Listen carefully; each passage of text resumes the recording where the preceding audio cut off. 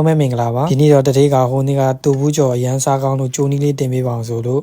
တူဘူးဂျိုနီလေးလာပြီးတော့ပြောပြပေးတာပါဘဲမုံစိမ်းကိုအခဲလေးတွေမှာပါသွားအောင်စကားလေးနဲ့တေချာစစ်ပေးထားပါမယ်ဒီမှာဘဲမုံစိမ်းကိုကျွန်တော်ကတထုပ်တုံထားပါတယ်ပြီးရင်တော့စနွန်းမုံအရောင်နေမုံအနှဲငယ်ထည့်မယ်စားအနှဲငယ်ထည့်ပါမယ်ရေကိုတော့ဘဲမုံတစ်စားရေနှစ်စားဆိုတော့ဘဲမုံကတစ်ခွခွဲရှိတော့ကျွန်တော်ကရေကို3ခွက်ထည့်ပါတယ်ရေကိုလည်းတစ်ခါတည်းအကုန်မထည့်ပဲနဲ့နည်းနည်းချင်းဒီထည့်မှွေပြီးတော့အခဲလေးတွေမရှိအောင်တေချာမှွေပေးထားပါမယ်ဘဲမုံဖြော်တဲ့အချိန်မှာကျွန်တော်ကရေကို2ခွက်ပဲထည့်ပေးထားပါတယ်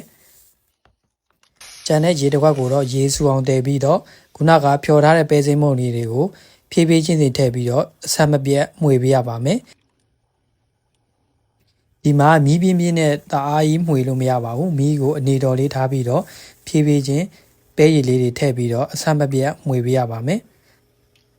တူဘူးကြိုတဲ့အချိန်မှာစားကြိုတဲ့အချိန်ကနေစပြီးတော့တောက်လျှောက်ကြိုလို့ပြီးတဲ့အချိန်ထိအဆက်မပြတ်မှွေနေပေးရပါမယ်ကျွန်တော်တို့တောက်လျှောက်မှွေပြီးတော့အခုလိုနေထားလေးရောက်လာပြီဆိုရင်တော့မီးအေးလေးနဲ့နောက်ထပ်10မိနစ်လောက်ဆက်ပြီးတော့ကြိုပေးပါမယ်ဒီမှာကျွန်တော်ကစီရနှဲငယ်ထည့်ပြီးတော့ကြိုပေးပါတယ်အဲ့ဒါမှာတူဘူးသားလေးကပို့ပြီးတော့ဤပြပို့ပြီးတော့စားလို့ကောင်းပါတယ်